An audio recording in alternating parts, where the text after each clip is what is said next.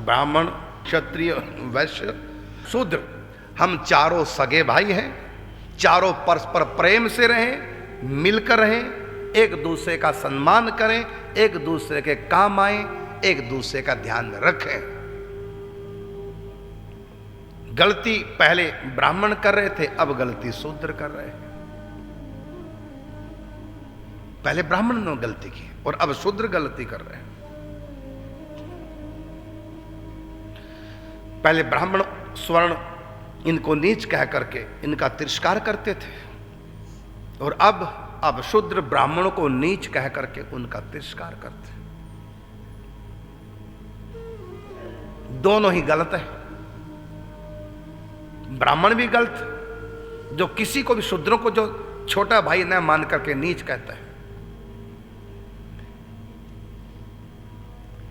मुझको भी इस बात का दुख होता है। और अब वही गलती जो स्वर्णों ने गलती की, अब वही गलती शूद्र कर रहा है।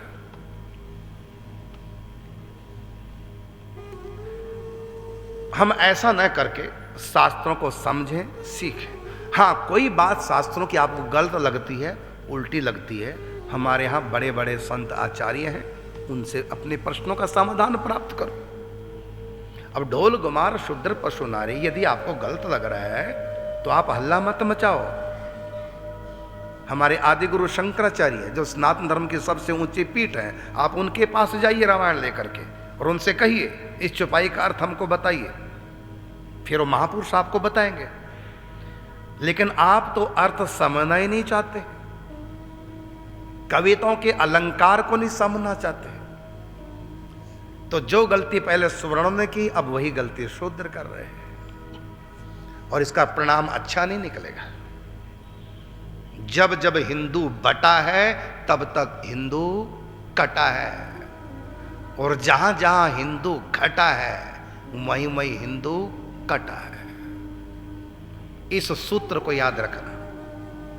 मैंने कल या परसों भी बताया था, जब कश्मीर से निकाला गया हिंदुओं को, मारा गया, काटा गया, निकाला गया, तो अभी की कल की बात है, मैं ज्यादा पुरानी नहीं कर रहा हूं, सन 47 की बात नहीं कर रहा हूं,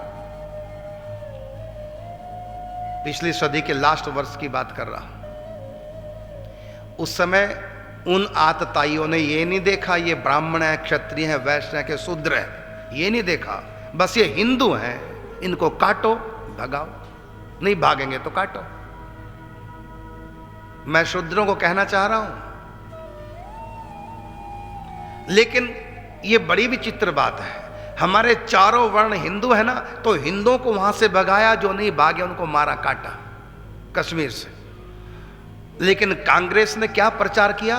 ब्राह्मणों को भगाया, माने ब्राह्मण शूद्रों को अलग अलग करने के लिए, ये इकट्ठे न रहे, तो एक शब्द का प्रयोग करना प्रारंभ कर दिया, क्या कि ब्राह्मणों को भगाया। अरे ब्राह्मण को नहीं भगाया है, समस्त हिंदुओं को, चाहे ब्राह्मण थे, वैश्य थे, क्षत्रिय थे, चाहे शूद्र थे, कोई भी थे, जो हिंदू थे उनको भगाया और जो नहीं भागे उनको मारा।